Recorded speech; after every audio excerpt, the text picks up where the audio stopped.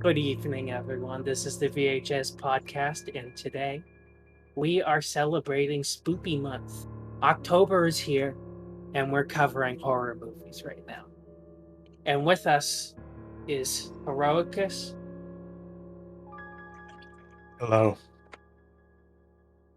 and me. And we're going to talk about Nightmare on Elm Street 1.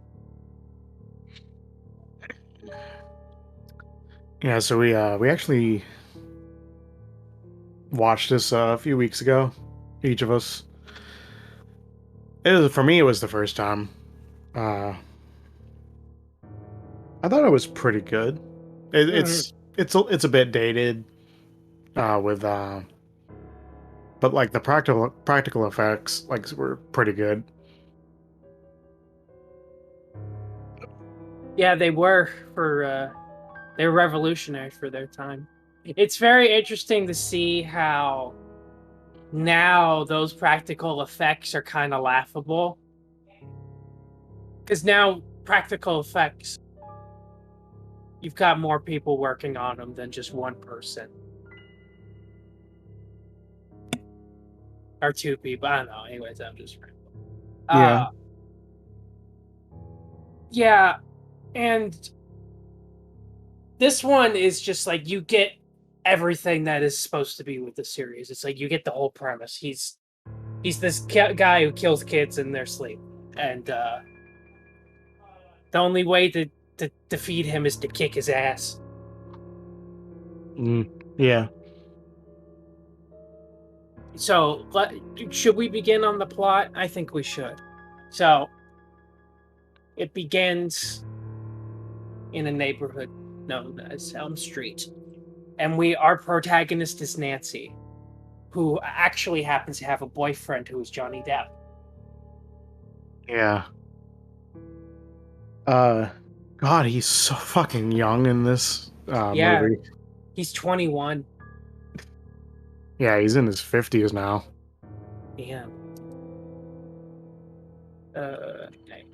Crazy to think the 80s was like 30 fucking years ago. Yeah. Damn.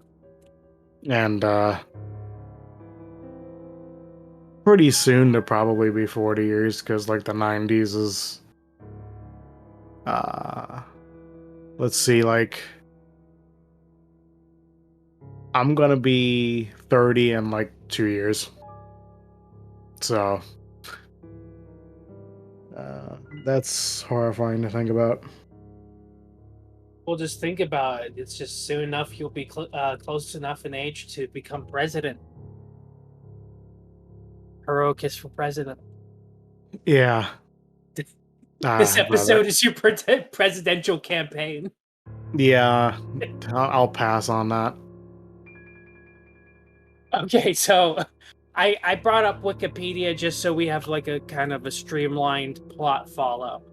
Mm. So basically, a kid gets killed by Freddy Krueger. We're introduced to it with a girl by the name of Tina Gray, and glove attacks her. Her mother points out 4 mysterious slashes on her nightgown. Actually, can you lead this one? I'm not doing good with this one. Yeah, it's fine. I have my notes here. Yeah, the opening scene, like you see the razor gloves for the first time, like it's kind of pretty chilling. I think the kid you were talking about getting killed, I would assume, Tina Gray. yeah, it's Tina. Somehow their nightmare is like shared. uh so like this is like the original Inception. um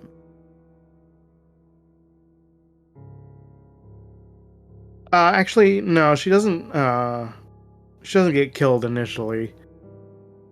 I guess they get attacked. I think someone else got killed. I forget. I didn't write that because I have a note later. It's I'd say as like 10, 15 minutes into the movie, whatever. Tina and like her boyfriend, they just go off to fuck each other, Well, and it's like, she gets attacked in the Oh, just beginning, not attacked. killed. Yeah, Yeah, she gets attacked. I thought somebody else got killed at the beginning, but I could be wrong. Um, but yeah, so they go to go fuck, and like, yeah, it's.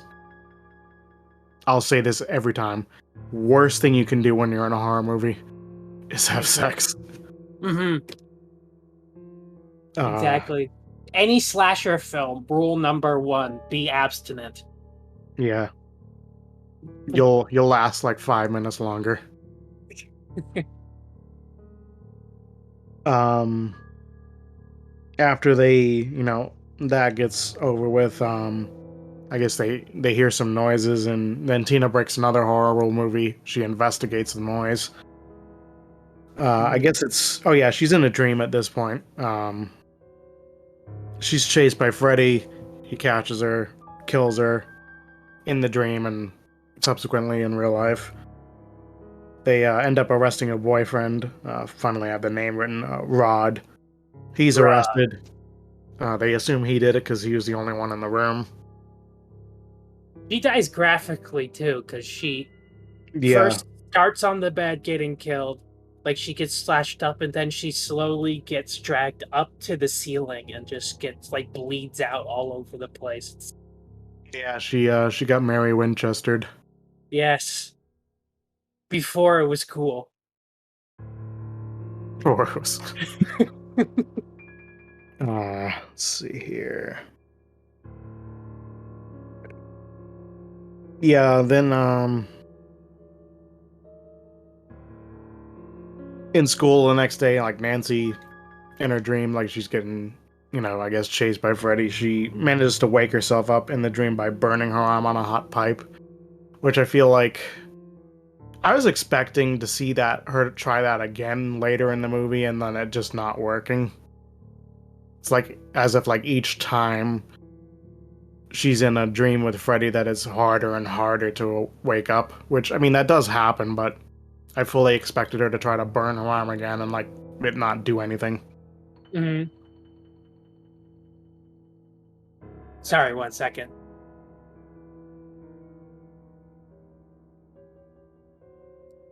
Never mind. I thought my dad was trying to talk to me. Yeah, they should have done that. That would have been actually a really interesting feature to add to it, but they didn't.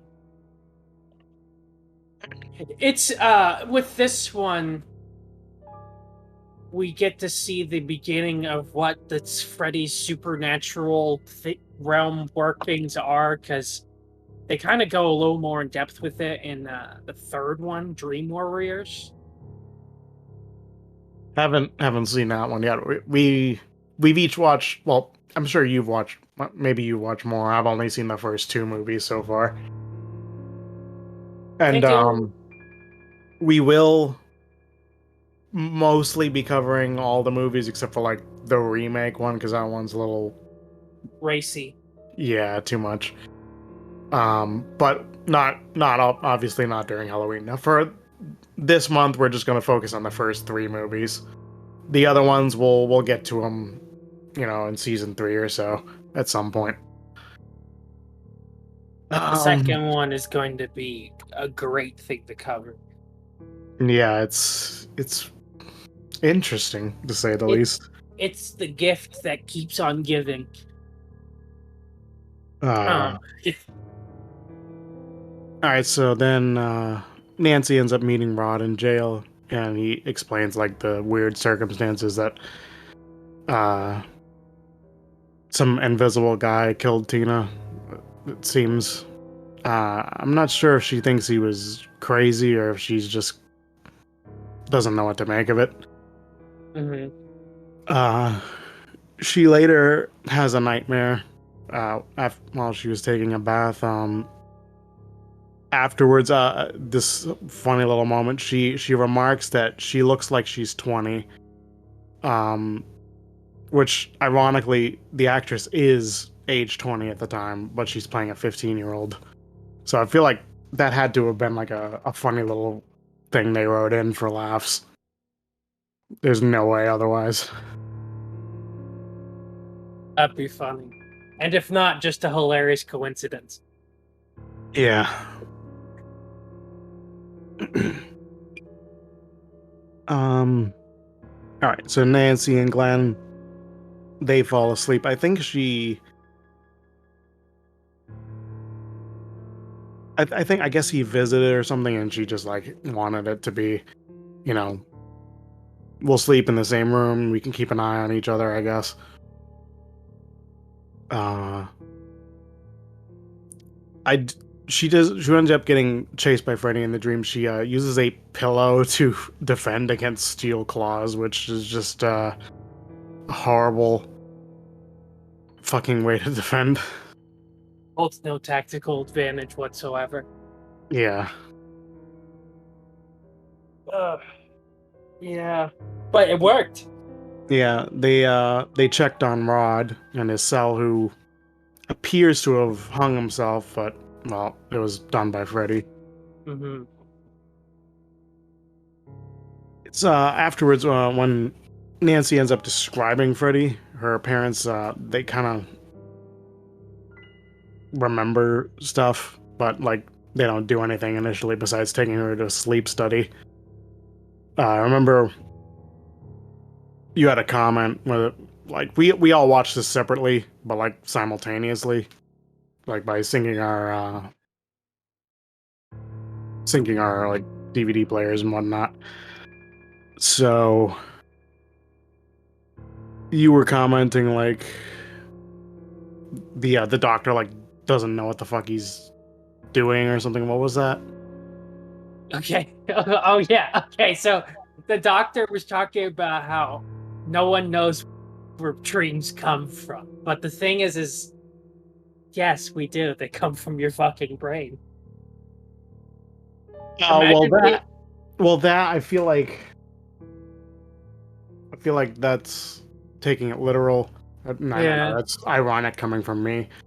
Um, I feel like it's just like we still don't understand like what exactly do we have dreams for? Like, what is their purpose? Well, they come from Freddy Krueger. Now we know. Oh, okay. That's the scientific. That's the thing. We already knew that. So Freddy Krueger gives like 99.999% of the planet, normal dreams, and then he just fucks with like anyone that lives on an Elm Street. Yeah, pretty much. All right, makes sense. That's how he gets his kicks. What a nice man. Yeah. Afterwards, her mom reveals like,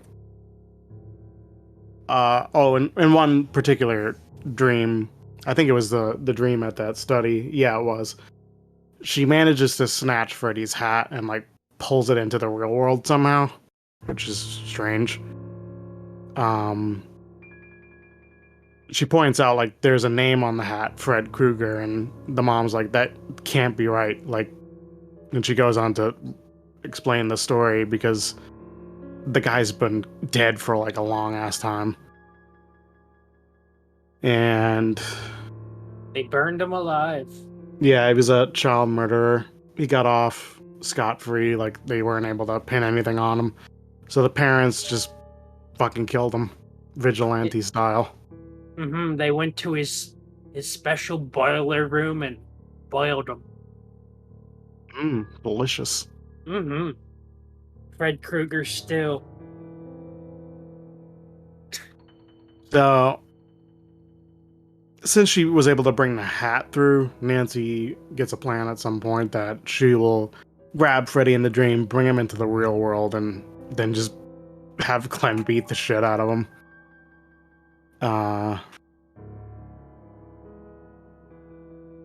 I forget why I wrote. Plan. I forget why I wrote this. I wrote Glenn's pervert dad leaves their phone off the hook so she can't call back. I assume it's because I think he was like using binoculars looking across the street or something. Oh. Something like that. And then it's like, oh, son, you, I'm not allowing you to talk to that girl across the street. I'm too busy spying on her. Fucking weirdo. So he can't like call her or anything, wake her up. She ends up falling asleep. Glenn ends up falling asleep as well. He gets sucked into his bed and just gets shot back out as blood, so he's just liquefied. Mm-hmm. The murders just keep getting more and more bizarre, and I imagine they're gonna keep getting more and more bizarre as the series goes on. But like, damn, Oh in yeah, the first movie, they're already just fucking wild. yeah. Basically, he became a reverse waterbed. Oh, nice. Oh yeah, I think Nancy must have woken up at some point. Before she goes back to sleep, she sets up a shitload of Home Alone style traps. Um, she does manage to, like, I guess she gets him to come into the real world. She's freaking out in her room, and like, there were cops across the street, like keeping an eye on the situation and all. And it's only when he sees her just like thrashing around in her room, he's like, maybe I better go call the lieutenant. Like, yes, you're finally. After some heavy convincing that she was losing her shit. Yeah. And Oh, then, yeah, at that point, she does manage to light him on fire, but yeah, she gets the full attention of the cops. They finally come over, but at that point, he takes her mom, and she's gone. It's only then where when she finally snaps out of it and wakes up after he's like apparently defeated and whatnot, she realizes it was all a dream the whole time, which that was a what the fuck moment. Um, and somehow she just supposedly defeats Freddy by just like saying, "I'm not afraid of you," and he just like disappears. And then everything seems perfectly fine till the next morning. They leave for school, and the car just comes alive and drives off with them, with Freddy laughing, I think. And the mother's just sucked through the front door of the house. yes. So it's revealed that she was in a dream, woke up in another dream, so it's a dream within a dream. So yeah, this is really, I think Inception ripped off this movie. It gets more confusing because can I give you a very light spoiler? Yeah, go ahead. She comes back in the third movie, so she's alive. Yeah, so it's like, it just, none of this shit makes sense. So the dream was just a dream? Question mark? Did the first movie even happen? Well, like the thing is like the second movie tells the story of the first movie, but assuming because the second movie is like regarded as garbage, that the second movie's telling of the way things didn't go the way they actually went. Because in the second movie, they talk about how the mother killed herself, but it's clear that she became a rotisserie chicken and then got sucked into the bed. Yeah, well, I mean, that was supposed to be in the dream. Well, the second layer dream. Yes, this is a multi-layered onion dream. Ah, God, it's makes no sense. I love it. Honestly, this is probably one of my favorite parts of the movie because she just goes completely nuts. Because she stays up drinking coffee. She sets up Yeah, all these random traps. Is just like unhinged and trying to beat up a mythical creature. pretty much, yeah. It's good. It's good shit and beats his ass. Mm-hmm. Well, I liked it, even though it makes literally no sense at all. I still enjoyed it. Um, and yeah, we'll next week we'll be talking about the second movie. Um, and yeah, I guess we'll see you next time. Thank you I guys. know, I know you should have done the outro because this is your episode, but then you had me lead the whole thing. It's all good. My closing thoughts on the movie. It's a classic, and if you haven't watched it, you should. It's probably out of the slasher movie genre. It's probably one of the most quality. I agree. See you in your dreams.